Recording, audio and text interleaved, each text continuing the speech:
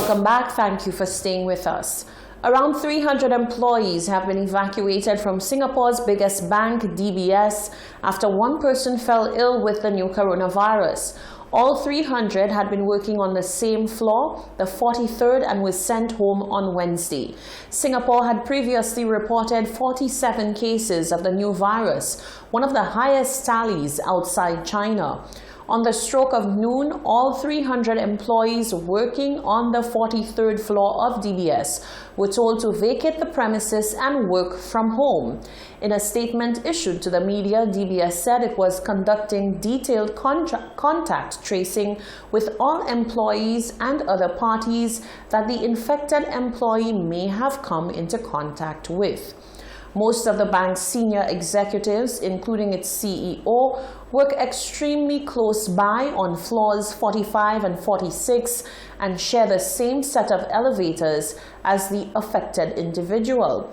In accordance with its business continuity plans and Health Ministry guidelines, DBS said it had disinfected all common areas, including bathrooms and elevators. From next week, all employees will receive a care pack, including masks, a thermometer, hand sanitizer, and vitamin C tablets.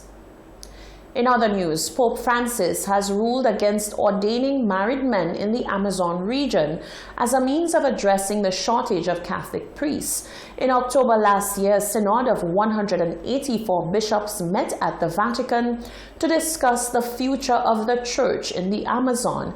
It was argued that older married men should be allowed to become priests, but the decision needed the Pope's approval to be implemented.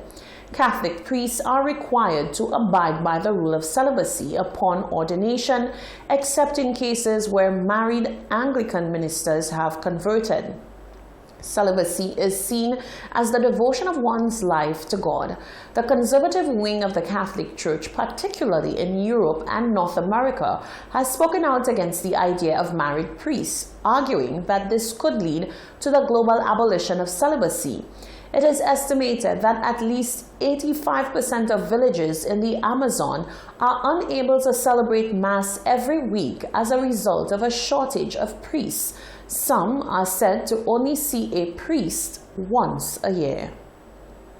World Radio Day marks the day the United Nations Radio was established in 1946 and aims to raise awareness about the importance of radio and to promote greater access to information through radio and encourage greater cooperation among broadcasters.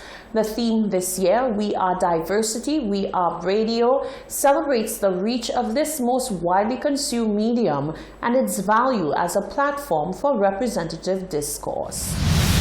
The UN Secretary General Antonio Guterres has highlighted how radio brings people together, even in an era of rapid media evolution. Radio, he says, is still very much a source of information and inspiration, which affirms its power to promote diversity and help build a better world.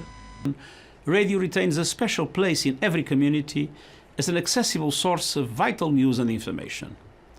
But radio is also a source of innovation that pioneered interaction with audiences and user-generated content decades before they became mainstream.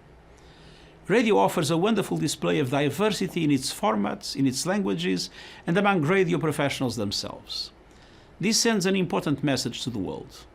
As we strive to achieve the Sustainable Development Goals and tackle the climate crisis, radio has a key role to play as a source of information and inspiration alike. On this World Radio Day, let us recognize the enduring power of radio to promote diversity and help build a more peaceful and inclusive world. Here in St. Lucia, radio broadcaster Tony Paul of Kiss FM Radio says the medium is versatile and will always be relevant. And for small island developing states in this region, he says radio has proven essential, particularly in times of disaster. It's amazing that whenever a natural disaster strikes, the very first thing that you have the nation looking forward to is listening to the radio.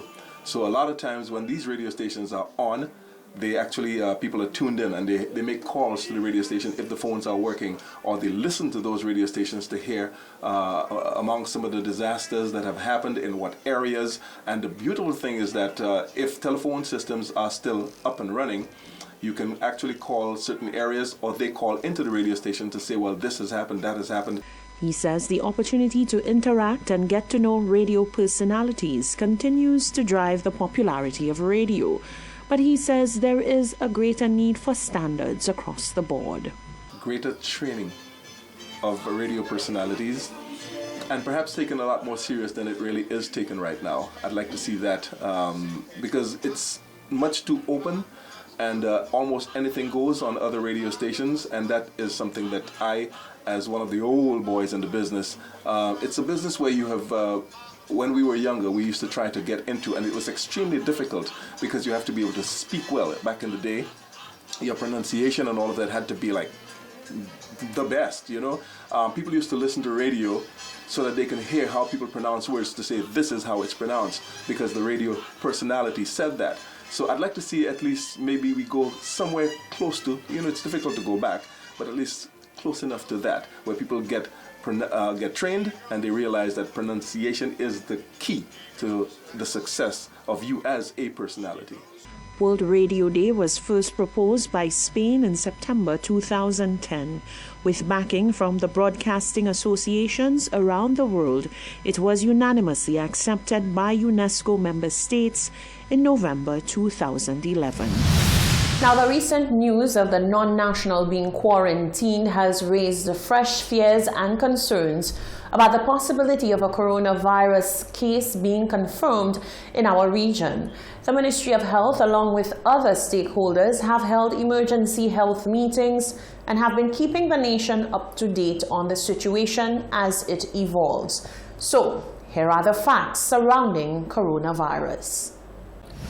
The island has seen a heightened sense of anxiety surrounding the looming threat of the new coronavirus, especially after the news broke of a non-national exhibiting questionable symptoms, as well as his asymptomatic wife being placed in quarantine. It is due to this sense of anxiety that we at Hot 7 sought to provide some of the information surrounding the virus. What is the coronavirus? This is a novel or new coronavirus which the World Health Organization on Tuesday named the Coronavirus Disease 2019 or COVID-19. It comes from the same family of coronaviruses as severe acute respiratory syndrome or SARS and influenza, otherwise known as the common flu. The total number of deaths in China is at least 1,113 and the total number of confirmed cases rose to 44,653. There are 393 COVID-19 cases outside of China. From where did it originate? The outbreak of the virus started in one of the central cities in China named Wuhan. It came from animals and reportedly originated from a seafood market which also sells wild animals.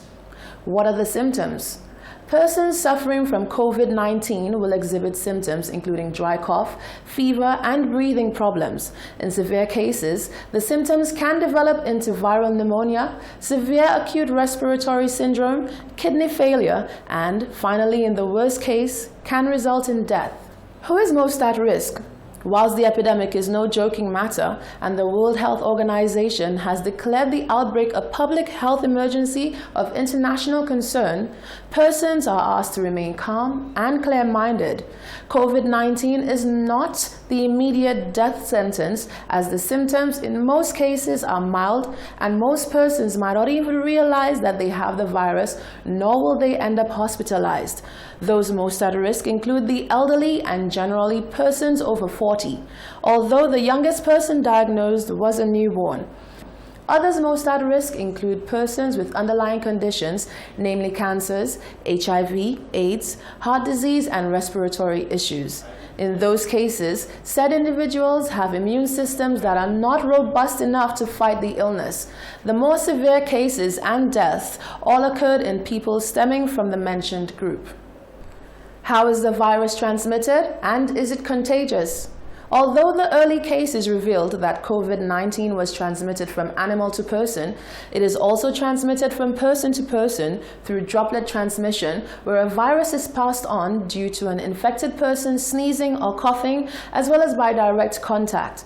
Therefore, persons are asked to adhere to guidelines for the prevention and transmission of respiratory illnesses.